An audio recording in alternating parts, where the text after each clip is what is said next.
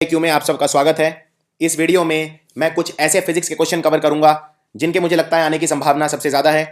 ये जो बीता हुआ एक महीना था, इसमें मुझे आपके सबसे ज़्यादा रिक्वेस्ट मिले कि साइंस के क्वेश्चन बनाने के लिए, खासकर रेलवेज और एसएससी सीजीएल के लिए। साइंस एक ऐसी चीज़ है जिसमें सबसे ज़्यादा परसेंटेज आता है रेलवे और एसएससी सीजीएल के अंदर। अगर एसएससी सीजीएल के अंदर 50 सवाल आते हैं तो उसमें से 20 साइंस के आते हैं। और साइंस में जैसे जैसे साल बढ़ रहे हैं वैसे वैसे फिजिक्स के क्वेश्चंस काफ़ी ज़्यादा पूछे जा रहे हैं। इनफैक्ट फिजिक्स के क्वेश्चन अब उतने ही आ रहे हैं, 5 से 6 क्वेश्चन कम से कम देख सकते हैं आप साइंस के अंदर, फिजिक्स के अंदर। और फिजिक्स क्योंकि ज़्यादातर लोगों ने फिजिक्स नहीं पढ़ी होती, खासकर जो बीकॉम या बीए बैकग्राउंड के छात्र हैं, फिजिक्स समझने में थोड़ी कठिनाई होती है। इस वीडियो में मैं कुछ ऐसे क्वेश्चंस कवर करूंगा जो किसी ना किसी एग्जाम में पहले फिजिक्स में पूछे जा चुके हैं, चाहे वो रेलवे, चाहे एसएससी सीजीएल, चाहे सीएचएसएल या एफसीआई। और ये वीडियोस पिछले 10-15 साल में बहुत ज़्यादा रिपीट हुए हैं और इनके आने की संभावना काफ़ी ज़्यादा है। मैंने वो वाले क्वेश्चंस कवर किए हैं जिनमें कंसेप्ट्स इन्वॉल्व होते हैं, जिससे मैं आपको थोड़े से कंसेप्ट्स फिजिक्स के समझा पाऊँ, सिखा पाऊँ। और इसमें इन क्वेश्चंस को अगर आप कर लेते हैं तो आप इन्हीं में से काफ़ी सारे क्वेश्चन एग्जाम में रिपीट देखेंगे। सो स्टार्ट करते हैं फिजिक्स।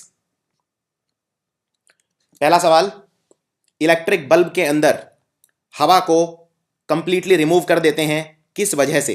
क्या कारण है कि हवा को रिमूव कर दिया जाता है बल्ब के अंदर से? देखिए, पहले आपको यह याद रखना है, जो बल्ब होता है, बल्ब के अंदर आप इलेक्ट्रिसिटी देते हैं, इलेक्ट्रिसिटी जनरेट होती है, बिजली जनरेट होती है, विद्युत जनरेट होता है। और यानी कि जो एनर्जी इसमें जनरेट होती है, इसमें एनर्जी कन्वर्ट होती है, इलेक्ट्रिकल एनर्जी लाइट एनर्जी के अंदर, क्योंकि बल्ब हमें प्रकाश देता है। और इसके अंदर एक फिलामेंट होता है अंदर, यह फिलामेंट बना होता है टंगस्टन धातु का। बल्ब का फिलामेंट टंगस्टन धातु का बना होता है। अब अगर इसके अंदर ऑक्सीजन आ जाएगी तो ऑक्सीजन की एक प्रॉपर्टी होती है कि ऑक्सीजन किसी भी धातु के साथ उसे मिलके उसे ऑक्सीडाइज कर देती है। जैसे फॉर एग्जांपल अगर मैं जिंक धातु लेता हूं तो जिंक धातु के अंदर ऑक्सीजन इसको ऑक्सीडाइज करके जिंक ऑक्साइड बना देगी। इसी तरह कॉपर के साथ कॉपर ऑक्साइड बना देगी। इसी तरह लेड के साथ लेड ऑक्साइड। यानी कि कोई भी धातु हो, अगर उसमें ऑक्सीजन पड़ जाए तो वो धातु खराब हो जाएगी। इसे बोलते हैं ऑक्सीडेशन। धातु के अंदर जब ऑक्सीजन ऐड होती है या कार्बन रिमूव उससे करते हैं तो उसको ऑक्सीडेशन कहा जाता है। अब अगर ऑक्सीडेशन हो गया फिलामेंट का तो वो ढंग से काम नहीं करेगा। इसीलिए ऑक्सीडेशन को प्रिवेंट करने के लिए हम हवा हटा देते हैं, क्योंकि हवा के अंदर आप जानते हैं 78% के आसपास नाइट्रोजन होता है और 21% के आसपास ऑक्सीजन होता है। यानी हमारी जो हवा है उसमें ऑक्सीजन काफी ज्यादा है। इसलिए आंसर है बी। ऑक्सीडेशन ऑफ फिलामेंट को बचाने के लिए हम एयर हटा देते हैं बल्ब के अंदर से। और बल्ब पे एक सवाल यह भी पूछा जाता है कि बल्ब का जो फिलामेंट है वो किस धातु का बना होता है? वो टंगस्टन का बना होता है। टंगस्टन का क्यों बना होता है, किसी और धातु का क्यों नहीं? क्योंकि टंगस्टन, वो तापमान, वो टेम्परेचर जिस पे टंगस्टन पिघलता है वो काफी ज्यादा है। और बल्ब के अंदर गर्मी प्रोड्यूस होती है, सिर्फ प्रकाश ही नहीं प्रोड्यूस होता, गर्मी भी निकलती है बल्ब से। तो अगर जल्दी से पिघल जाएगा कोई धातु तो बल्ब की गर्मी से ही पिघल जाएगा। टंगस्टन पिघलता नहीं है क्योंकि इसका जो मेल्टिंग पॉइंट है वो धातुओं में सबसे ज्यादा है, इसलिए टंगस्टन का बना होता है। ट्रांसफार्मर किसे बोलते हैं? ट्रांसफार्मर एक ऐसा डिवाइस है जो क्या करता है, आपके 4 ऑप्शन हैं ये। वोल्टेज को कम ज्यादा करता है, ऑल्टरनेटिंग करंट को डायरेक्ट करंट में कन्वर्ट करता है, बिजली बनाता है, या डायरेक्ट करंट को ऑल्टरनेटिंग करंट में कन्वर्ट करता है। अब देखिए, करंट, हमारे जो घरों में करंट आता है, आपको यह याद रखना है, वो ऑल्टरनेटिंग करंट आता है। और ऑल्टरनेटिंग करंट क्या होता है? ऑल्टरनेटिंग करंट एक तरंग के रूप में बहता है, यानी एक वेव के रूप में बहता है। और डायरेक्ट करंट एक ही दिशा में सीधा बहता है। यह फर्क है डायरेक्ट करंट और ऑल्टरनेटिंग करंट के अंदर। अब हमारे घरों में ऑल्टरनेटिंग करंट क्यों आता है, डायरेक्ट करंट क्यों नहीं आता? क्योंकि ऑल्टरनेटिंग करंट को कम या ज्यादा किया जा सकता है ट्रांसफार्मर से। यानी ट्रांसफार्मर क्या करता है? वोल्टेज को कम या ज्यादा करता है। और इसका फायदा क्या होता है? इसका फायदा यह होता है, बिजली कंपनियों को फायदा होता है, क्योंकि वो वोल्टेज कम ज्यादा कर सकते हैं जो हमारे घर के अंदर आ रहा है, तो उससे उनका बहुत पैसा बचता है। क्योंकि करंट को जो डिस्टेंस ट्रेवल करना पड़ेगा, ऑल्टरनेटिंग करंट के लंबे साइकिल होते हैं वेव के, तो वो जल्दी से बहुत ज्यादा डिस्टेंस ट्रेवल कर सकता है। इसीलिए हमारे घर के अंदर ऑल्टरनेटिंग करंट आता है और ट्रांसफार्मर यूज करके बिजली कंपनियां बहुत सारा पैसा बचा लेती हैं। सो आंसर है ए, स्टेपिंग अप और डाउन वोल्टेज। वोल्टेज कम या ज्यादा करने के लिए यूज होता है ट्रांसफार्मर। दूसरी बात, एक बात और याद रखना एग्जाम के लिए, आप ट्रांसफार्मर को सिर्फ ऑल्टरनेटिंग करंट को कम ज्यादा करने के लिए यूज कर सकते हो, डायरेक्ट करंट को कम ज्यादा यूज करने के लिए नहीं यूज करते। ऑल्टरनेटिंग करंट को ही सिर्फ ट्रांसफार्मर कम ज्यादा कर सकता है। अगला सवाल, ऑल्टरनेटिंग करंट का क्या फायदा है डायरेक्ट करंट के मुकाबले?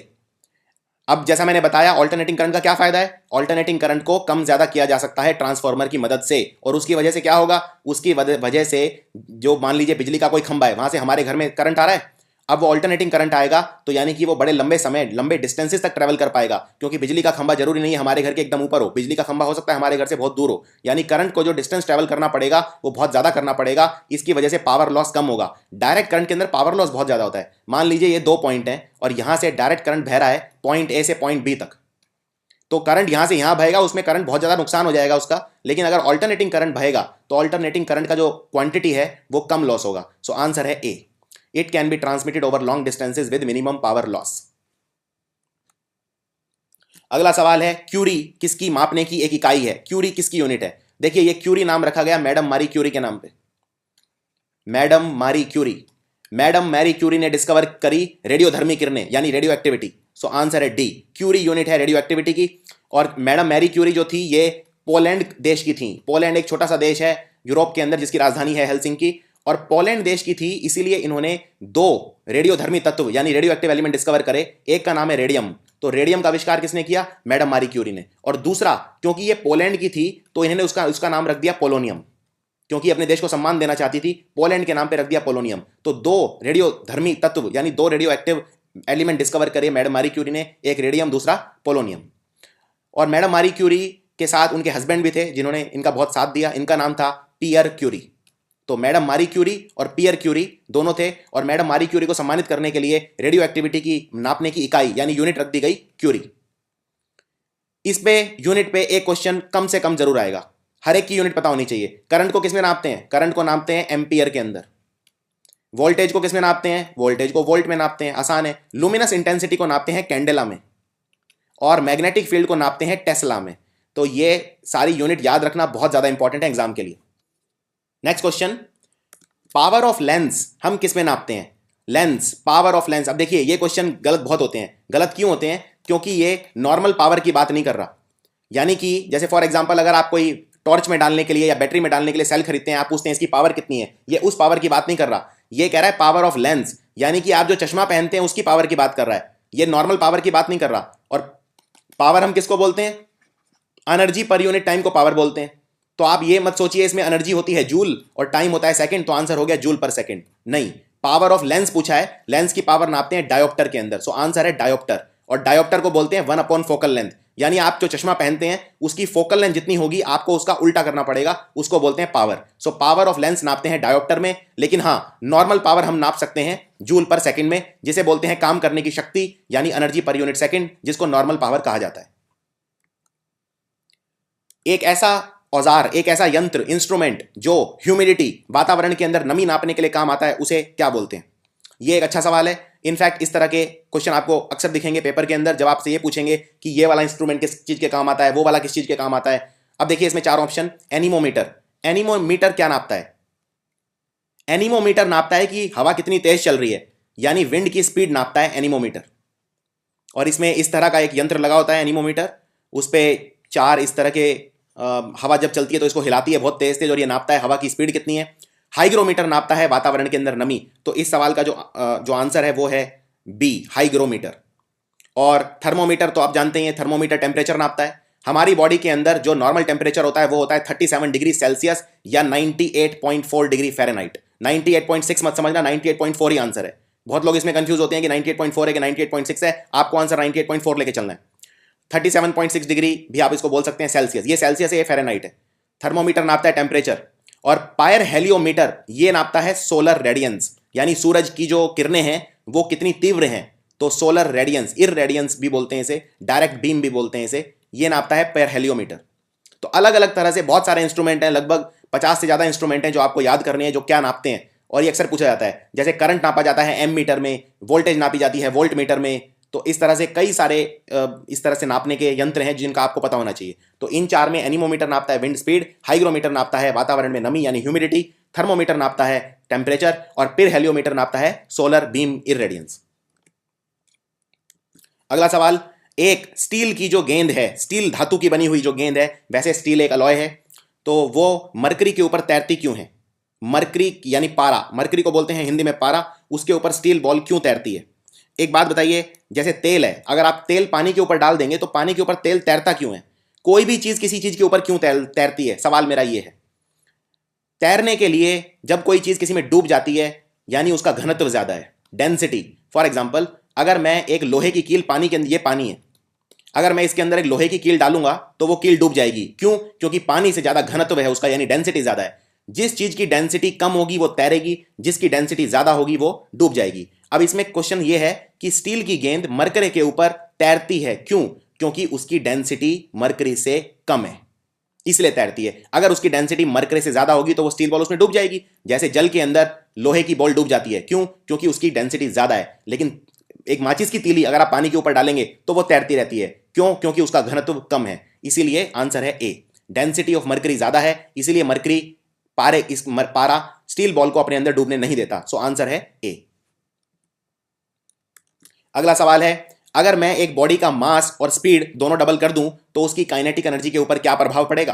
काइनेटिक एनर्जी क्या होती है? काइनेटिक एनर्जी होती है जो बॉडी के मोशन की वजह से होती है। यानी कि बॉडी अगर कोई मोशन में है, मूव कर रही है, तो उसमें काइनेटिक एनर्जी होगी, वरना नहीं होगी। काइनेटिक एनर्जी ये एक साधारण सवाल है अगर आपको फॉर्मूला पता है तो, और अगर फॉर्मूला नहीं पता तो आप इस क्वेश्चन को सॉल्व नहीं कर पाओगे। इसलिए कम से कम जो मेन चीजें हैं उनके फॉर्मूले आपको एग्जाम के लिए पता होने चाहिए। काइनेटिक एनर्जी का जो फॉर्मूला होता है वो होता है half mv², 1/2 into mass into velocity square. तो बस उसके अंदर आपको ये सारी चीजें डाल देनी है।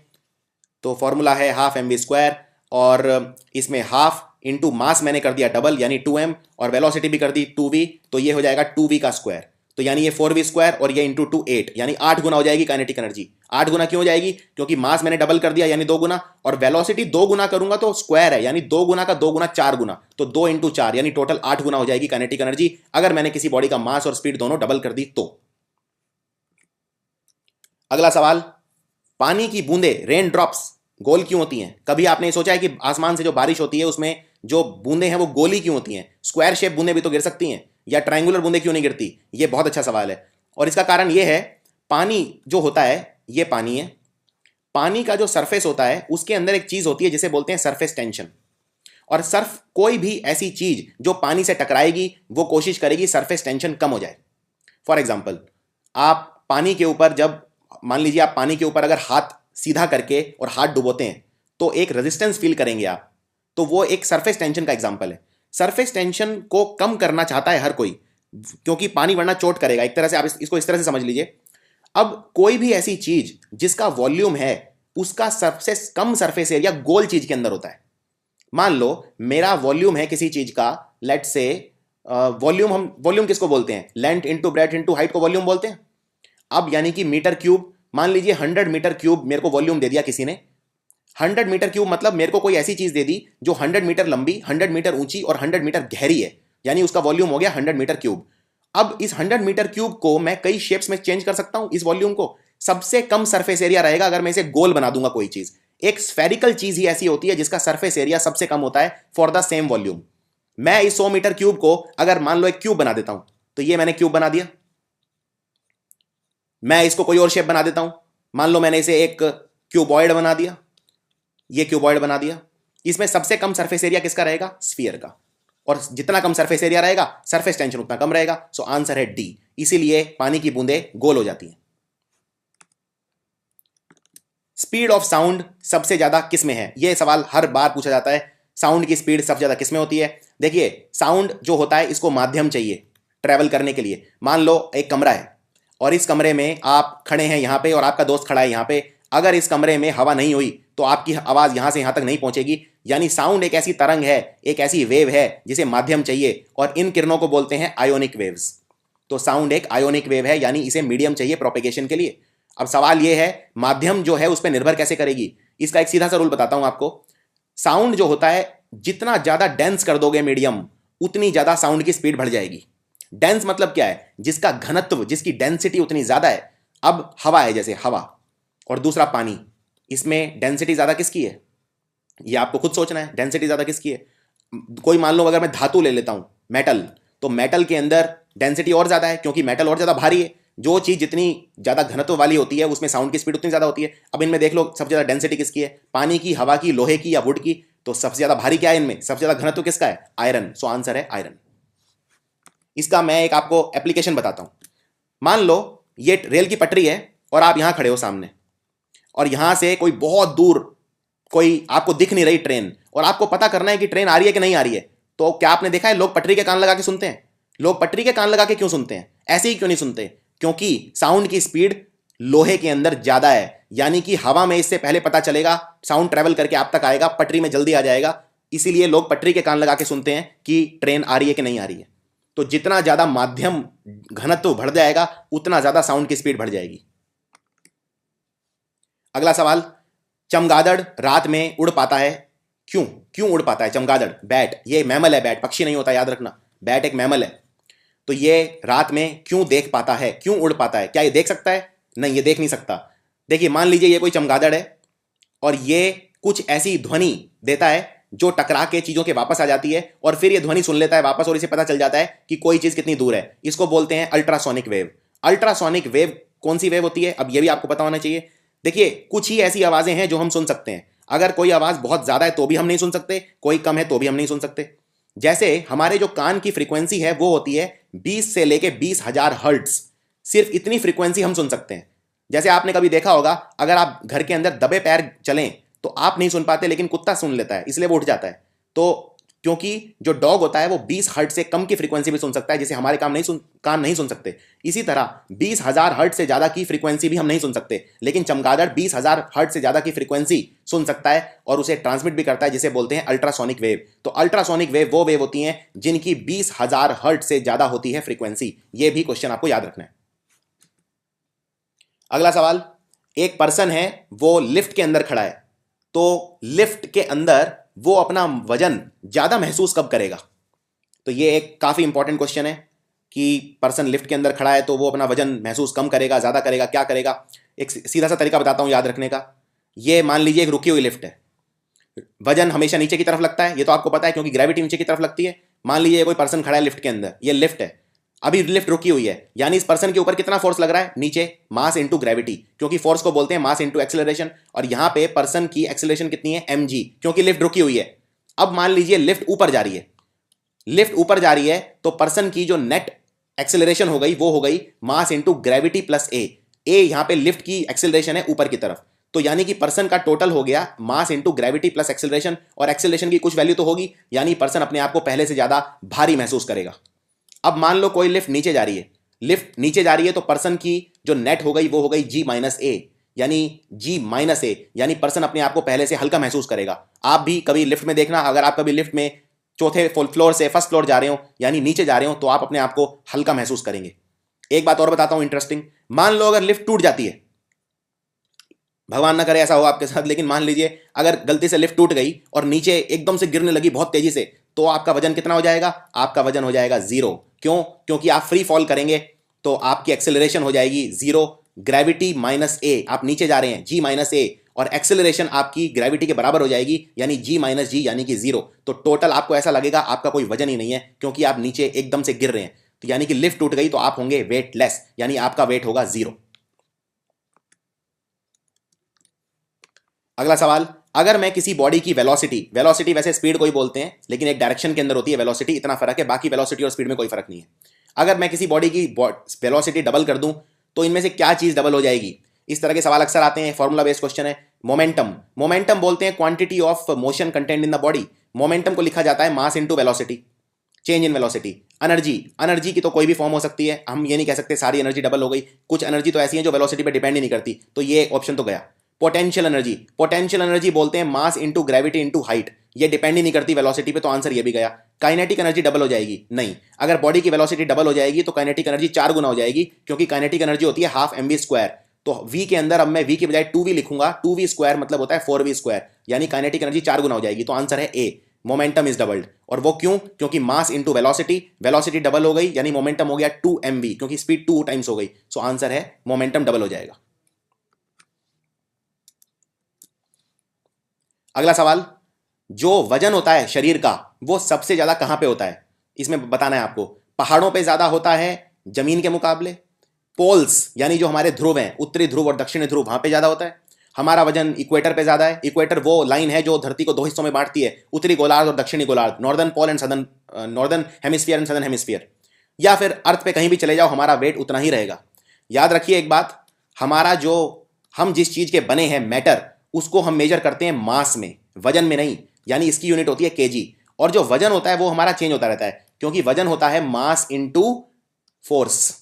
और ये फोर्स कौन सा फोर्स है, यहां पे फोर्स से मतलब मेरा एक्सेलरेशन है, ग्रेविटी। तो मास इंटू ग्रेविटी। अब ग्रेविटी हर जगह नहीं है अर्थ पे सेम।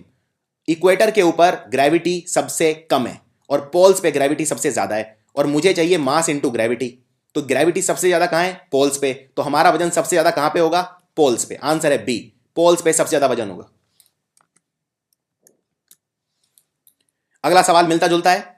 अगर मैं किसी बॉडी को, किसी ऑब्जेक्ट को, किसी वस्तु को चांद पे ले जाऊं तो क्या होगा, उसका मास और वेट कैसे वेरी करेगा। तो इसमें ऑप्शन दिए हैं, मास सेम रहेगा, वजन चेंज हो जाएगा, वजन चेंज हो जाएगा, मास सेम रहेगा, दोनों चेंज हो जाएंगे, या दोनों चेंज नहीं होंगे। देखिए, मास कहीं भी हो यूनिवर्सल रहता है, सेम रहता है। आप चांद पे ले जाओ, उसे सूरज के ऊपर ले जाओ, धरती के अंदर ले जाओ, कहीं ले जाओ, मास चेंज नहीं होगा। मास केजी के अंदर नापा जाता है और मास सेम रहता है। Mass is the matter content in the body, और वो सेम रहता है। हाँ, लेकिन वेट अलग हो जाता है, क्योंकि वेट गुरुत्वाकर्षण पर डिपेंड करता है। अब आप जानते हैं चांद के ऊपर जो गुरुत्वाकर्षण है धरती का 1/6 हिस्सा है, यानी चांद के ऊपर आप बहुत हल्का महसूस करेंगे, क्योंकि जो गुरुत्वाकर्षण है बहुत कम है। यानी आंसर है मास सेम रहेगा लेकिन वजन कम हो जाएगा। सो आंसर है B, mass will remain same but weight will be different. अगला सवाल, जब एक जहाज समुद्र में जाता है नदी से तो क्या होता है। जैसे ये कोई नदी है और नदी से जहाज अब समुद्र में चला गया। ये जहाज नदी में था, अब ये नदी समुद्र में मिल गई, अब ये समुद्र में है। तो क्या ये जहाज थोड़ा सा पानी के अंदर उठेगा, थोड़ा सा और नीचे जाएगा, या सेम लेवल पे रहेगा। ये काफी अच्छा सवाल है। देखिए, इसमें फर्क ये है नदी और समुद्र में कि समुद्र में नमक होता है पानी के अंदर, यानी समुद्र के पानी का जो घनत्व है वो ज्यादा है, और ज्यादा है तो जो शिप है वो पानी में कम डूबेगा, थोड़ा सा बाहर की तरफ निकल जाएगा। तो आंसर है शिप थोड़ा सा ऊपर उठेगा। सो आंसर है इट राइजेज अ लिटिल। अगला सवाल है, इनमें से क्या चीज करने से एक पेंडुलम का टाइम पीरियड डबल हो जाएगा। अब देखिए, पेंडुलम क्या होता है, जैसे घड़ी का जो घंटा होता है जो हिलता रहता है, ये है पेंडुलम, और इसको ऑसिलेटरी मोशन कहा जाता है। ऑसिलेटरी मोशन, ऑसिलेटरी या वाइब्रेटरी मोशन भी इसे कहा जाता है। मान लीजिए ये कोई पेंडुलम है और ये मूव कर रहा है। इसका टाइम पीरियड हम लिखते हैं 2π√L/g। ये इसका फॉर्मूला है। अब इसमें पूछा है क्या चीज करने से पेंडुलम का टाइम पीरियड डबल हो जाएगा। तो 2 और पाई तो कांस्टेंट है, इनकी तो वैल्यू चेंज नहीं हो सकती। 2 तो फिगर है और पाई की वैल्यू होती है 22/7, यानी कि लेंथ या ग्रेविटी में चेंज करूंगा तो ही संभव है। सो ऑप्शन है लेंथ डबल करने से नहीं, लेंथ डबल करने से टाइम पीरियड √2 टाइम हो जाएगा, 2 टाइम नहीं होगा, लेंथ 4 गुना करनी पड़ेगी। सो आंसर है D, make the pendulum 4 times long. So ये जो क्वेश्चन था ये डायरेक्ट फॉर्मूले से 2π√L/g। तो मेजर चीजों के फॉर्मूले आपको पता होने चाहिए। अर्थक्वेक किससे नापा जाता है। अर्थक्वेक, ओके, बैरोमीटर से नापते हैं हवा का दबाव यानी एटमॉस्फेरिक प्रेशर। तो अर्थक्वेक नहीं नापा जाता। पॉलीग्राफ टेस्ट होता है, लाई डिटेक्टर, जो झूठ बोलने के लिए टेस्ट करते हैं उसे बोलते हैं पॉलीग्राफ टेस्ट या लाई डिटेक्टर टेस्ट। सीज्मोग्राफ से अर्थक्वेक नापा जाता है। सो आंसर है डी। और जब हम अर्थक्वेक को नापते हैं सीज्मोग्राफ पे तो कई तरह की तरंगे इसमें निकलती हैं, जैसे सरफेस वेव्स निकलती हैं, अल्फा वेव, बीटा वेव, ये कुछ किरणें हैं, तरंगे जो अर्थक्वेक से निकलती हैं। आप इन्हें एल वेव बोलते हैं, लॉन्गिट्यूडनल वेव, ट्रांसवर्स वेव या सरफेस वेव। तो इस तरह से भी याद रख सकते हैं। और इसको नापते हैं रिश्टर स्केल के ऊपर कि किसकी कितनी तीव्रता है। 0 से 9 तक होता है रिश्टर स्केल, और रिश्टर स्केल पे एनर्जी रिलीज जो होती है अर्थक्वेक के वक्त वो नापी जाती है। और 1 डिग्री, 1 यूनिट जब रिश्टर स्केल पे बढ़ता है यानी अर्थक्वेक 10 गुना तीव्र हो जाता है। मान लीजिए कोई अर्थक्वेक आया, उसकी तीव्रता है 7 और जो किसी की है 9, तो 9 वाला कितनी एनर्जी रिलीज करेगा, 7 वाले से 10 × 10, क्योंकि 1 से 10 का माप बढ़ जाता है, 10 गुना हो जाता है, 2 यानी कि 100 गुना ज्यादा। यानी कि कोई अर्थक्वेक अगर 9 है उसकी तीव्रता और किसी की 7 है तो 9 वाला 7 वाले से 100 गुना ज्यादा डेंजरस है। डेंटिस्ट के पास अगर आप कभी गए हैं तो डेंटिस्ट एक शीशा यूज करता है आपके दांत को देखने के लिए। आपके मुंह के अंदर ये छोटा सा शीशा डालता है। ये शीशा कौन सा होता है, ये बड़ा अच्छा सवाल है। और इनफैक्ट इस तरह के सवाल काफी आते हैं कि ये वाला शीशा किस तरह का होता है। फॉर एग्जाम्पल अगर मैं आपसे पूछूं कि जो आपकी गाड़ी है, गाड़ी के सामने की जो हेडलाइट होती है ये आपकी गाड़ी है, सामने की जो हेडलाइट है इस पे कौन सा शीशा लगा होता है? तो ये शीशे कई तरह के होते हैं, concave lens, convex lens, cylindrical mirror etcetera. तो डेंटिस्ट के पास जो शीशा होता है जिससे वो आपके पीछे के दांत देखता है, जहां तक वो सीधे नहीं देख सकता, या ऊपर के दांत देखता है, ऊपर की तालू के, तलवे के, तो उसको बोलते हैं कनकेव मिरर। और गाड़ी के आगे जो हेडलाइट होती है उसमें भी यूज होता है कनकेव मिरर। लेकिन गाड़ी में जो पीछे देखने के लिए लाइट होती है, पीछे देखने के लिए जो शीशा होता है, जो साइड में होता है दरवाजे के, या मोटरसाइकिल पे जो शीशा लगा होता है जिसमें आप पीछे की देखते हैं, कोई पीछे से तो बाइक नहीं आ रही या गाड़ी नहीं आ रही, वो होता है कन्वेक्स मिरर। तो ये बहुत फ्रीक्वेंटली आस्क्ड क्वेश्चन एग्जाम के अंदर। अगला सवाल, एक वुमेन की जो आवाज है वो काफी श्रिल होती है मैन की आवाज के मुकाबले। इसको आप पिच बोल सकते हैं या आप इसको श्रिलनेस भी बोल सकते हैं, कई सारे टर्म्स यूज होते हैं फिजिक्स के अंदर। और वुमेन की आवाज जो है वो, पहली बात तो आवाज निकलती है लैरिंग्स से। लैरिंग्स को बोलते हैं वॉइस बॉक्स, जहां से आवाज निकलती है, इसको एडम्स एप्पल भी कहा जाता है। अब वुमेन की जो आवाज है वो इतनी श्रिल क्यों होती है? क्योंकि उसकी फ्रीक्वेंसी ज्यादा होती है। आंसर है हाई फ्रीक्वेंसी। अगर आप किसी अंधेरे वाले कमरे में बैठे हैं और वहां से आप अचानक किसी नॉर्मल कमरे में चले जाएंगे जहां पे लाइट बहुत ज्यादा है, तो आपको कुछ समय के लिए धुंधला दिखाई देगा, आपको एकदम से ठीक दिखना स्टार्ट नहीं होगा। आप मान लीजिए काफी टाइम से अंधेरे वाले कमरे में एकदम से बाहर जाएंगे जहां पे रोशनी बहुत ज्यादा है, आपकी आंखों को एडजस्ट करने में टाइम लगेगा। क्यों क्यों ये टाइम लगेगा? तो आई के ऊपर एक क्वेश्चन हर साल जरूर आता है कि भाई आंखों में अगर इस तरह का विकार है तो कौन सा लेंस यूज करेंगे, या आंखों में कितने तरह के विकार होते हैं। और ये भी क्वेश्चन उसी कैटेगरी का है लगभग। इसके लिए आपको ये जानकारी होनी चाहिए कि आंख के अंदर क्या क्या होता है। और आंख के अंदर एक चीज होती है जिसे बोलते हैं प्यूपिल, तो इसका आंसर है second. Iris is enable to dilate the pupil immediately. Pupil वो चीज होती है जो आंखों के अंदर ये कंट्रोल करती है कि आंखों के अंदर प्रकाश कितना जा रहा है। मैं आपको एक डायग्राम के थ्रू समझाता हूं। ये देखिए आपकी आंख होती है ऐसी, आंख के अंदर ये जो सफेद वाला हिस्सा है इसे बोलते हैं स्क्लेरा, SCLERA, स्क्लेरा। और ये जो नीले वाला एरिया देख रहे हैं, ये नीले रंग का जो है, ये पूरा एरिया यहां से ऐसे गोल जो बीच में है, इसको बोला जाता है आइरिस। और ये जो नीले वाले के भी अंदर ये बीच में देख रहे हैं आप, काला, बिल्कुल काला, जिसपे मैं ये पेन चला रहा हूं, इसको बोलते हैं प्यूपिल। और ये प्यूपिल आंखों के अंदर कितना प्रकाश जा रहा है ये कंट्रोल करता है। अगर आप ऐसी जगह पे हैं जहां पे डिम रोशनी है तो प्यूपिल अपना साइज बढ़ा लेगा, ज्यादा रोशनी जिससे आंखों के अंदर जाए। लेकिन अगर आप धूप के अंदर हैं तो आपकी आंखें ही नहीं खुलेंगी। क्यों नहीं खुलेंगी? क्योंकि प्यूपिल नहीं खुलने देगा, प्यूपिल का साइज बहुत छोटा हो जाएगा। छोटा क्यों हो जाएगा? क्योंकि रोशनी बहुत ज्यादा आंखों को बचाने के लिए आंखों के अंदर नहीं जाने देगा। तो प्यूपिल का काम होता है आंखों के अंदर ये देखना कि रोशनी कितनी जा रही है, और ये रोशनी फिर पीछे जाती है। ये आंखों का जो आगे का जो जिसे पुतली कहते हैं, ये पार्ट है कॉर्निया, और ये पीछे यहां से प्रकाश अंदर जाता है, फिर aqueous humour, vitreous humour cross करता हुआ पीछे आंख के, उसके बाद ये पीछे जाता है, सबसे पीछे जहां पे आंख की इमेज बनती है जिसे रेटिना कहा जाता है, तो वहां पे इमेज बनती है आपकी इन्वर्टेड इमेज। एक बात और याद रखना, आंख के अंदर जो इमेज बनती है वो बनती है उल्टी। अगर आप किसी पेड़ को देख रहे हैं ऐसे, तो आंख के अंदर वो उल्टा बनेगा पेड़ पीछे, लेकिन फिर वो सीधा क्यों दिखता है हमें, उल्टा क्यों नहीं दिखता? वो इसलिए क्योंकि आंख के अंदर तो इमेज उल्टी बनती है, लेकिन जब आंख उस मैसेज को ब्रेन तक पहुंचती है तो ब्रेन उसे दोबारा सीधा कर देता है। तो ये रीजन है कि हमें इमेज सीधे ही नजर आते हैं लेकिन आंख के अंदर उल्टे बनते हैं।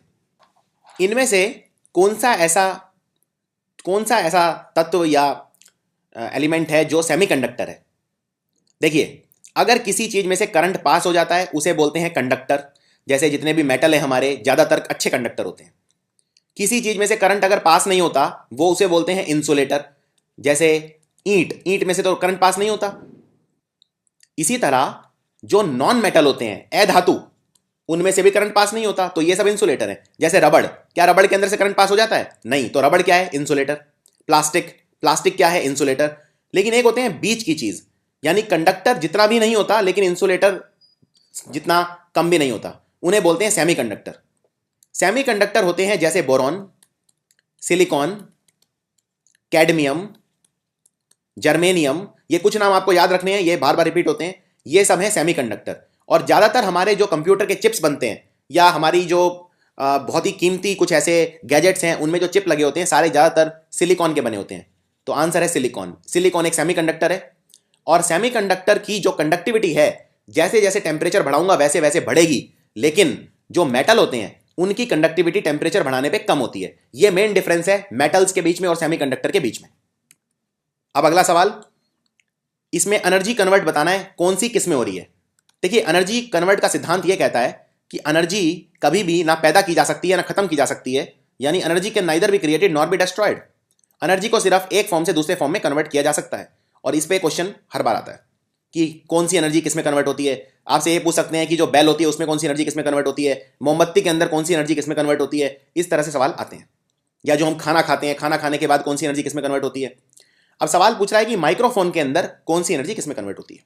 माइक्रोफोन क्या होता है? ये जो मेरी आवाज़ आप तक पहुंच रही है, मैं माइक्रोफोन में रिकॉर्डिंग कर रहा हूं, यानी माइक्रोफोन वो होता है जिसमें साउंड एनर्जी अंदर जाती है और फिर माइक्रोफोन में वो एनर्जी कन्वर्ट किस में होती है। ये आप संदेश सुन पा रहे हैं क्योंकि कंप्यूटर ने उसे किस में कन्वर्ट कर दिया, माइक्रोफोन ने किस में कन्वर्ट कर दिया, उसमें इलेक्ट्रिकल एनर्जी के अंदर। सो माइक्रोफोन में अल्टीमेटली साउंड एनर्जी कन्वर्ट होती है इलेक्ट्रिकल एनर्जी में, इलेक्ट्रिकल संदेश बन जाती है वो, और फिर वो ट्रांसमिट की जा सकती है। सो आंसर है डी। इसका बिल्कुल उल्टा, इलेक्ट्रिकल एनर्जी साउंड एनर्जी में कन्वर्ट होती है किसके अंदर? बेल के अंदर। जो घर में बेल बजाते हैं, आप घर में कभी आपने सोचा है कि घर के अंदर आप बटन दबाते हैं तो बेल कैसे बज जाती है? क्योंकि जब आप बेल के अंदर जो बैटरी है वो डलती है, यानी इलेक्ट्रिकल एनर्जी आप डाल रहे हो, और वो फाइनली मैकेनिकल में कन्वर्ट होगी। मैकेनिकल मतलब वो मूवमेंट होगा, उसके अंदर पिस्टन का एक मूवमेंट होता है छोटा सा, और फिर वो साउंड निकलेगा, तो साउंड एनर्जी में फाइनली कन्वर्ट होगी। इस तरह मान लीजिए मोमबत्ती पूछें कि भाई मोमबत्ती में कौन सी एनर्जी किस में कन्वर्ट हो जाती है, तो मोमबत्ती के अंदर आपको कौन सी एनर्जी मिल रही है? आप खुद सोचिए। मोमबत्ती आपको एक तो लाइट दे रही है, प्रकाश दे रही है, और दूसरा हीट दे रही है, ऊष्मा दे रही है। सो मोमबत्ती के अंदर फाइनल कन्वर्जन जो एनर्जी का है, दो एनर्जी मिलती है, लाइट एनर्जी और हीट एनर्जी। इसी तरह से खाने के अंदर केमिकल एनर्जी कन्वर्ट हो जाती है, जो शरीर में जो एनर्जी मिलती है हमें खाने से, वो मैकेनिकल एनर्जी में कन्वर्ट हो जाती है, क्योंकि खाना हमें एनर्जी देता है बाकी काम करने के लिए। इस तरह से क्वेश्चन इस पर कई सारे आ सकते हैं। कोई भी एनर्जी पूछ सकते हैं किसी तत्व के अंदर या किसी फिजिकल इंस्ट्रूमेंट के अंदर, और ये सारे एनर्जी कन्वर्जन आपको याद होने चाहिए। मान लीजिए पूछ सकते हैं कि पहाड़ पे ये पत्थर पड़ा है, मान लीजिए, और ये पत्थर पहाड़ से नीचे गिर जाता है, तो इसकी एनर्जी कौन सी में कन्वर्ट हो गई?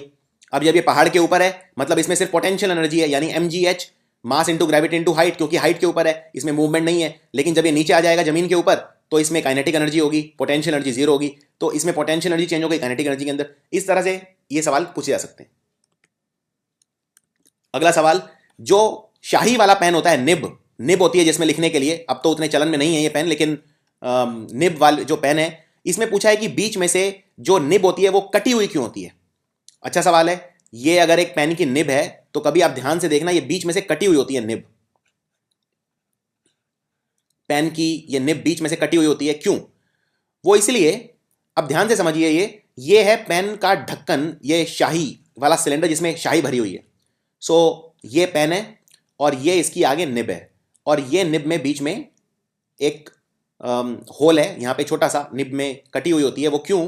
क्योंकि ये इसमें जो इंक भरी है, पेन जब चलना शुरू होगा तो ये इंक कम हो जाएगी, धीरे धीरे कम हो जाएगी, यानी लो प्रेशर क्रिएट हो जाएगा, जो इंक का दबाव है वो कम हो जाएगा।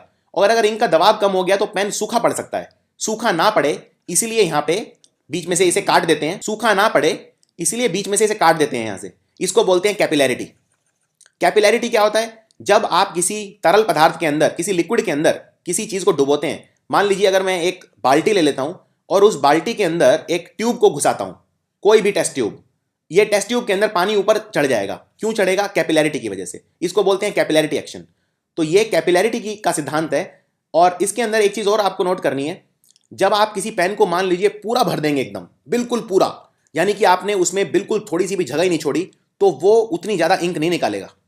लेकिन जब पेन के अंदर इंक कम बचेगी, मान लीजिए थोड़ी सी इंक बची है पेन में, तो वो ज्यादा गाढ़ा लिखेगा, क्योंकि ज्यादा पेन के अंदर से इंक निकलेगी। क्यों निकलेगी? कैपिलैरिटी की वजह से। तो क्या यहाँ पे इसलिए जो एयर है, एयर पीछे चली जाएगी, पानी के अंदर एयर घुस जाएगी थोड़ी सी, और पेन का जो सिलेंडर है उसके अंदर हवा घुसने की वजह से, जब ये हवा इसमें घुस जाएगी तो उससे इंक यहाँ पे लो प्रेशर नहीं बनेगा, इंक की कंटिन्यूटी बनी रहेगी, इसलिए बीच में जगह छोड़ देते हैं। और एक चीज और बताता हूं आपको, मान लीजिए अब अगर आप कभी विमान में बैठ गए, प्लेन में आप बैठ गए, प्लेन में क्या आप फाउंटेन पेन लेके जाएंगे?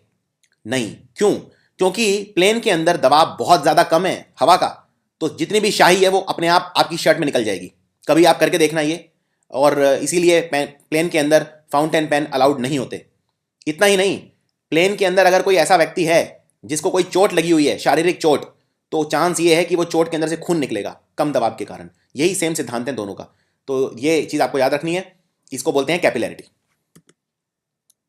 अगला सवाल, इनमें से कौन सी ऐसी तरंगे हैं, वेव्स हैं, जिनमें से न्यूक्लियर चार्ज जो है उसकी वजह से निकलती हैं। तो ये अच्छा सवाल है।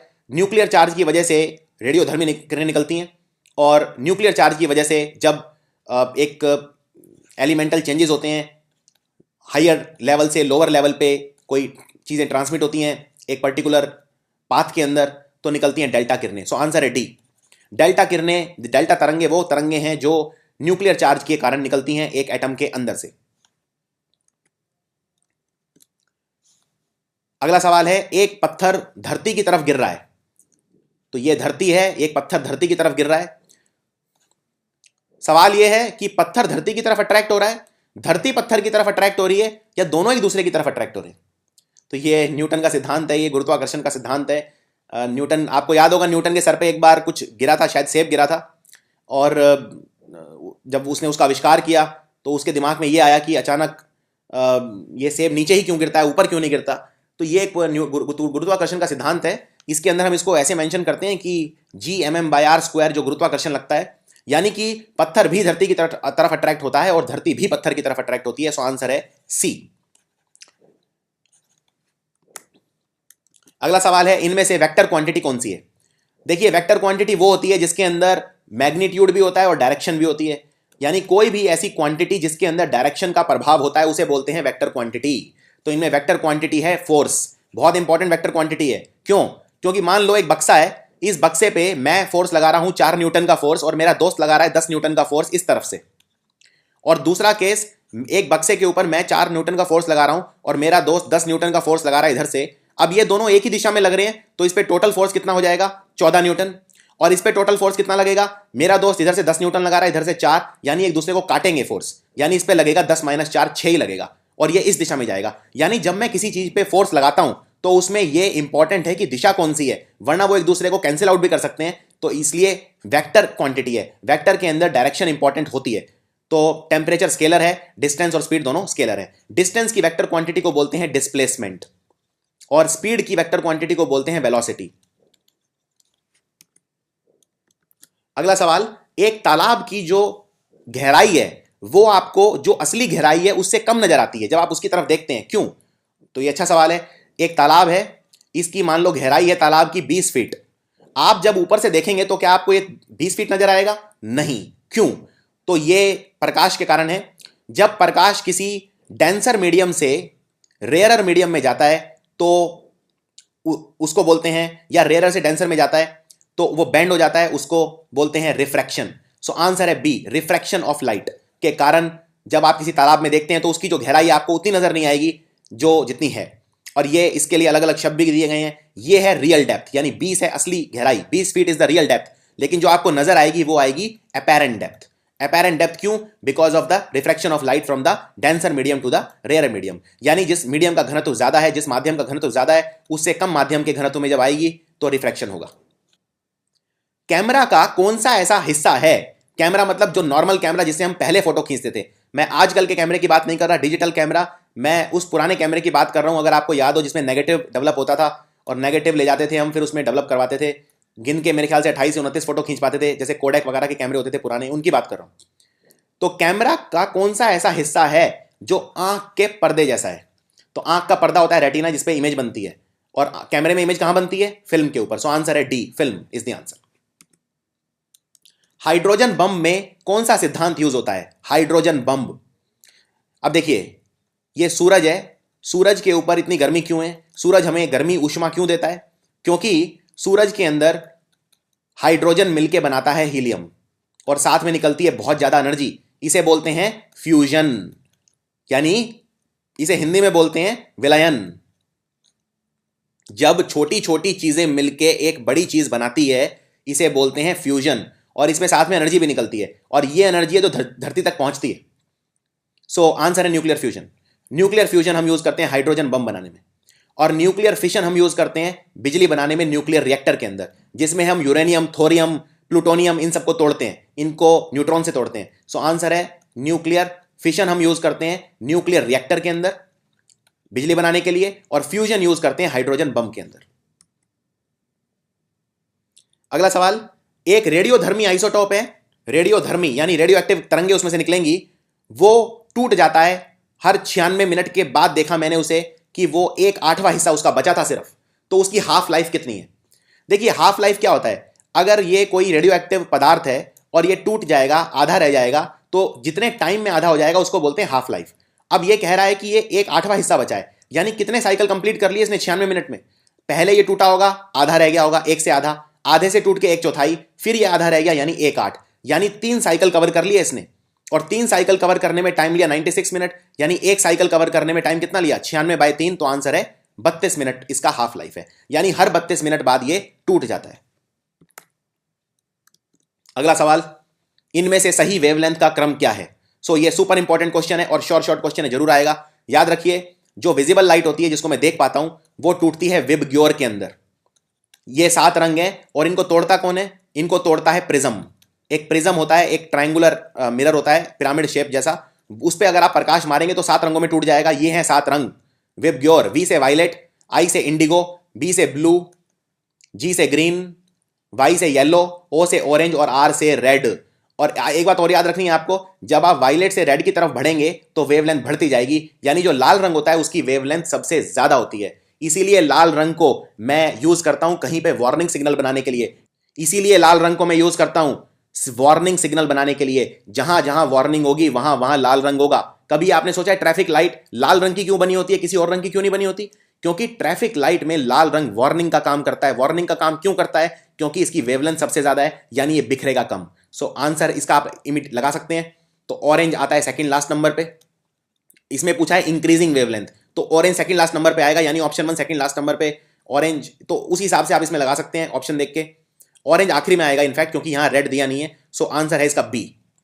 सबसे पहले वायलेट, वायलेट की वेवलेंथ सबसे कम है लेकिन वायलेट की फ्रीक्वेंसी सबसे ज्यादा है। तो क्वेश्चन 2 तरह से पूछे जाते हैं इसमें, फ्रीक्वेंसी सबसे ज्यादा किसकी है और वेवलेंथ सबसे ज्यादा किसकी है। जब आप वायलेट से रेड की तरफ जाते हैं वेवलेंथ बढ़ जाती है, फ्रीक्वेंसी कम हो जाती है। अगला क्वेश्चन है, गैलीलियो, महान साइंटिस्ट गैलीलियो का सिद्धांत था इनर्शिया का, उसका नाम न्यूटन्स कौन से लॉ ऑफ मोशन है? न्यूटन ने 3 सिद्धांत दिए थे। सबसे पहला होता है Newton's first law of motion, जिसको गैलीलियो लॉ ऑफ इनर्शिया भी बोलते हैं, जो ये कहता है अगर कोई चीज चल रही है तो चलती ही रहेगी अगर मैं उस पर कोई एक्सटर्नल फोर्स नहीं लगाऊंगा तो, और अगर कोई चीज रुकी हुई है तो रुकी हुई रहेगी अगर मैं उस पर एक्सटर्नल फोर्स नहीं लगाऊंगा तो। इसको इनर्शिया भी कहा जाता है। इनर्शिया होता है जो बॉडी के अंदर एक इनहेरेंट रुकावट होती है रेजिस्ट करने की, उसको इनर्शिया कहा जाता है। सो आंसर है फर्स्ट। अगला सवाल, इनमें से कौन सा ऐसा इनमें से तत्व है या पदार्थ है, कौन सी ऐसी चीज है जो मैग्नेटिक फील्ड से डिफ्लेक्ट नहीं होगी? देखिए मैग्नेटिक फील्ड से डिफ्लेक्ट होने के लिए चार्ज होना चाहिए। पॉजिटिव चार्ज होएगा तो भी चलेगा, नेगेटिव होएगा तो भी चलेगा। यानी कोई ऐसी चीज देख लो जिसपे कोई चार्ज नहीं है, उसका मैग्नेटिक फील्ड से कोई फर्क नहीं पड़ेगा। प्रोटॉन के ऊपर पॉजिटिव चार्ज होता है तो ये तो डिफ्लेक्ट हो जाएगा। कैथोड रे इलेक्ट्रॉन की बनी होती है यानी नेगेटिव चार्ज है। अल्फा पार्टिकल पे 2 गुना पॉजिटिव चार्ज होता है। न्यूट्रॉन के ऊपर कोई चार्ज नहीं होता। सो आंसर है डी, न्यूट्रॉन डिफ्लेक्ट नहीं होगा मैग्नेटिक फील्ड से। इनमें से कौन सी ऐसी तरंग है जिसकी पेनिट्रेटिंग पावर सबसे ज्यादा होती है? पेनिट्रेटिंग मतलब भेद पाने की ताकत। कभी आपने ये सोचा है कि एक्सरे करवाते हैं आप जब हॉस्पिटल जाके, तो वो उसमें ऐसी क्या चीज है कि वो आपके शरीर के अंदर घुस जाती है और आपका फोटो निकाल लाती है, लेकिन जो नॉर्मल कोई लाइट है वो आपके शरीर के अंदर नहीं घुस पाती, लेकिन एक्सरे क्यों घुस जाती है? क्यों? क्योंकि उसकी फ्रीक्वेंसी बहुत ज्यादा है।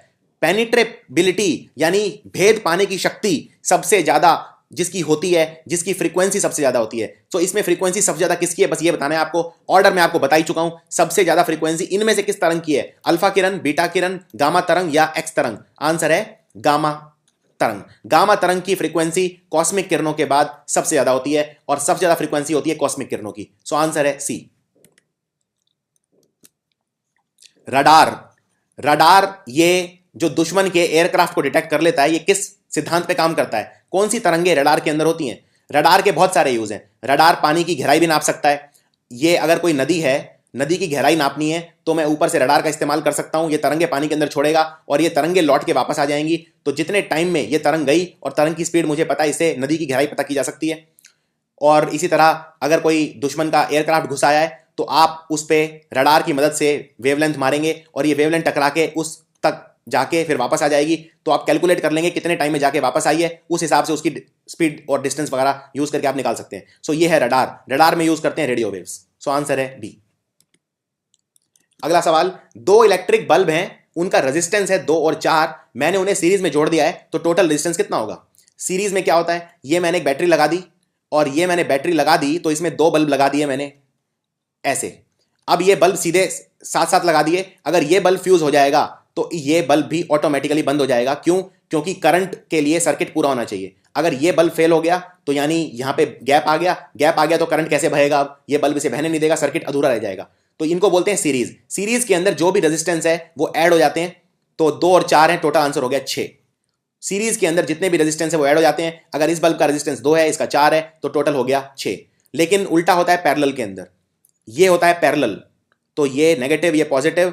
एक बल्ब मैंने ऐसे लगाया और दूसरा इसके नीचे ऐसे लगाया। अब इसमें अगर ये वाला बल्ब फ्यूज भी हो जाता है तो दूसरा बल्ब जलता रहेगा। तो घरों के अंदर इसलिए हम पैरेलल कनेक्शन यूज करते हैं, क्योंकि आपके घर के अंदर ऐसा तो नहीं है कि अगर एक बल्ब फ्यूज हो गया तो पूरे घर की रोशनी चली जाएगी।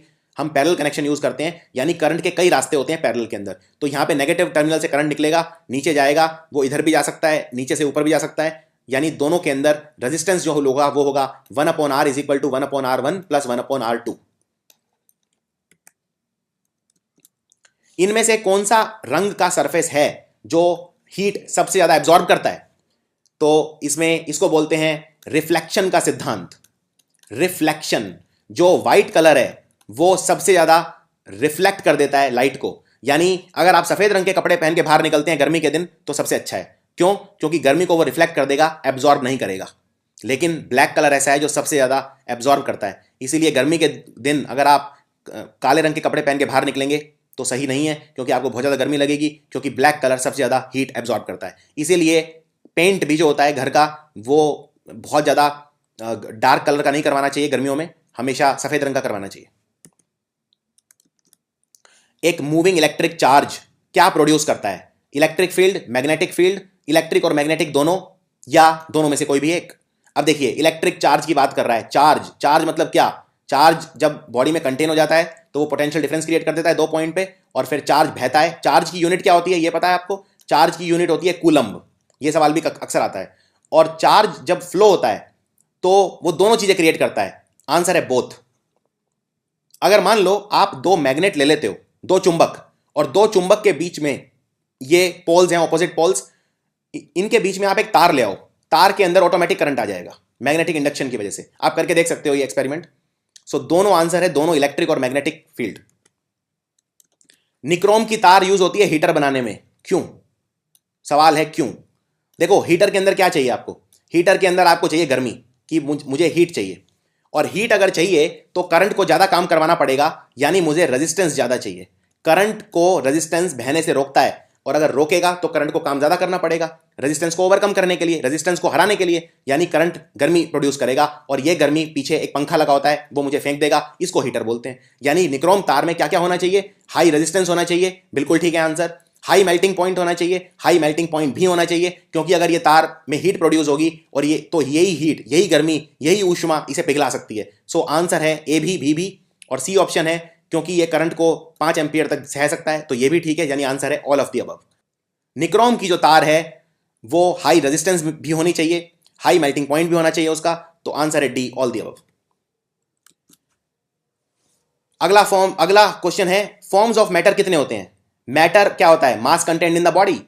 3 तरह के होते हैं मैटर, या तो कोई चीज सॉलिड हो सकती है, या कोई चीज लिक्विड हो सकती है, या गैस हो सकती है, तो आंसर है A3, सॉलिड, लिक्विड और गैस। लेकिन आपको कुछ मैं एक्स्ट्रा चीजें भी बताता हूं जो पूछी जा सकती हैं। एक होता है जिसे बोलते हैं फोर्थ स्टेट ऑफ मैटर, उसको बोलते हैं प्लाज्मा। एक होता है फिफ्थ स्टेट ऑफ मैटर, जिसे बोलते हैं बॉस आइंस्टीन कंडेंसेट। और एक होता है सिक्स्थ फॉर्म ऑफ मैटर, बहुत कम लोग जानते हैं इसे बोलते हैं फर्मियोनिक पोटेशियम, फर्मियोनिक कंडेंसेट ऑफ पोटेशियम। तो ये मैं थोड़ी सी आपको एडवांस चीजें बता रहा हूं आपके ज्ञान के लिए। फर्मियोनिक कंडेंसेट ऑफ पोटेशियम, ये बस आप नाम याद रख लो, इसमें हम बहुत डिटेल में नहीं जाएंगे ये क्या है, लेकिन आंसर आपको 3 मार्क करना है। अगर एक बंद कमरा है और बंद कमरे के अंदर मैं अपना फ्रिज खोल दूंगा तो कमरा ठंडा हो जाएगा कि गर्म हो जाएगा? बताइए। अब देखिए, ये एनर्जी का सिद्धांत लगा कंजर्वेशन का। ये एक कमरा है और ये कमरे में फ्रिज रखा हुआ है। ये फ्रिज का दरवाजा मैंने खोल दिया, तो ये मत सोचिए कि फ्रिज ठंडा करता है तो कमरा ठंडा हो जाएगा, नहीं, फिर कमरा उल्टा गर्म हो जाएगा। क्यों? क्योंकि आपने ये दरवाजा खोल दिया फ्रिज का, फ्रिज के अंदर जो हीट थी वो बाहर निकल गई, यानी फ्रिज को ज्यादा हीट प्रोड्यूस करनी पड़ेगी, फ्रिज को मेहनत ज्यादा करनी पड़ेगी ठंडा करने के लिए, यानी फ्रिज वर्क करेगा। फ्रिज वर्क ज्यादा करेगा। वर्क क्या होता है? वर्क यानी हीट, दोनों की यूनिट जूल होती है, यानी फ्रिज के अंदर से हीट निकलेगी और वो हीट कमरे में फैल जाएगी, क्योंकि फ्रिज को ज्यादा मेहनत करनी पड़ेगी चीजें ठंडी करने के लिए। तो आंसर क्या है? Temperature of the room will increase. Choke, choke क्यों यूज करते हैं? चोक आपने सुना है कभी? चोक क्यों यूज करते हैं? चोक हम यूज करते हैं करंट एसी सर्किट के अंदर कम करने के लिए। करंट हमारे घर में कम आए, एसी सर्किट के अंदर, किसी भी एसी सर्किट के अंदर कम आए, चोक यूज करते हैं। और इसमें एक ऑप्शन देखिए, बड़ा अच्छा ऑप्शन है, ऑल्टरनेटिंग करंट को डायरेक्ट करंट में कन्वर्ट कौन करता है? तो ये चोक नहीं करता, ये करता है रेक्टिफायर, जैसे डायोड। ये ऑल्टरनेटिंग करंट को डायरेक्ट करंट में कन्वर्ट करता है। हमारी बॉडी का या किसी का भी कौन सा ऐसा टेम्परेचर है जब वो कोई भी ऊष्मा नहीं देगा? पहले तो आप ये बताओ टेम्परेचर की यूनिट क्या होती है? टेम्परेचर की यूनिट क्या होती है? केल्विन, स्टैंडर्ड यूनिट है केल्विन। सेल्सियस मत सोचना, गलत कर दोगे आंसर, केल्विन। अब -273 डिग्री सी को बोलते हैं जीरो केल्विन, यानी एब्सोल्यूट जीरो, इसमें कोई हीट नहीं होगी। सो आंसर है डी, -273 डिग्री सेल्सियस। इससे कम टेम्परेचर पॉसिबल ही नहीं है धरती के ऊपर, धरती पे नहीं कहीं पे भी, क्योंकि इसको एब्सोल्यूट जीरो बोलते हैं, यानी जीरो केल्विन। पारसेक किसकी यूनिट है? इस तरह के क्वेश्चन भी आ सकते हैं हिला के रख देने वाले। पारसेक, देखिए, एक आपने ये शब्द सुना है लाइट ईयर? एक साल के अंदर लाइट या प्रकाश जितना डिस्टेंस ट्रेवल करता है उसे बोलते हैं लाइट ईयर। कई बार एग्जाम में क्वेश्चन आता है कि लाइट ईयर किसकी यूनिट है? सब लोग मार्क कराते हैं टाइम, टाइम की यूनिट नहीं है। ईयर देख के ये मत सोचो टाइम की यूनिट है, लाइट ईयर डिस्टेंस की यूनिट है, क्योंकि डिस्टेंस नापती है। लाइट ने एक साल में कितना डिस्टेंस ट्रेवल करा, ये होता है लाइट ईयर। और 3.26 लाइट ईयर को पारसेक बोलते हैं। तो आंसर है डिस्टेंस। अगर आप 3.26 लाइट ईयर को मिला देंगे तो बन जाएगा एक पारसेक। तो लाइट ईयर भी आता है और पारसेक भी आता है, दोनों यूनिट है डिस्टेंस की। सो ये थे कुछ इंपॉर्टेंट क्वेश्चन फिजिक्स के जो मुझे लगा मेरे को आपके साथ शेयर करने चाहिए, क्योंकि मुझे इतने सारे आपके ईमेल मिले। और एक बात याद रखिए, जीएस के अंदर स्कोर करना बिल्कुल आसान नहीं है। जीएस एक ऐसी चीज़ है जो कंसेप्ट अगर आपके नहीं है तो आप एक सीमा से ज़्यादा रट्टा नहीं लगा सकते, याद नहीं कर सकते। थोड़े से कंसेप्ट की आपको ज़रूरत पड़ेगी। और मैं आपको बहुत बहुत शुभकामनाएं देता हूं आपने आपके आने वाले एग्जाम्स के लिए, रेलवेज के लिए और एसएससी सीजीएल के लिए। अगर कोई भी आपको डाउट है, कोई भी आपको कोई किसी भी चीज़ से रिलेटेड डाउट, आप मुझे ईमेल कर सकते हैं। और ये वीडियो फिजिक्स वाला कैसा लगा ये आप मुझे नीचे कमेंट्स में लिख के बता सकते हैं। अगर आप चाहते हैं कि मैं रेलवे से रिलेटेड और भी वीडियोस बनाऊं तो आप कमेंट्स में लिख सकते हैं। मैं पूरी कोशिश करूंगा जैसे ही समय मिले, या कोई अगर खास टॉपिक है जो आप चाहते हैं रेलवे से रिलेटेड या एसएससी सीजीएल से रिलेटेड जो मैं कवर करूं, तो आप मुझे कमेंट्स में लिख के बता सकते हैं। ये वीडियोस अपने फ्रेंड के साथ जितना हो सके शेयर कीजिए, जिससे वो भी फिजिक्स के कुछ कंसेप्ट्स सीख सकें। और इसी तरह से आपका प्रोत्साहन मुझे जिस तरह से मिल रहा है उसके लिए मैं आपका आभारी हूं। Thank you for watching.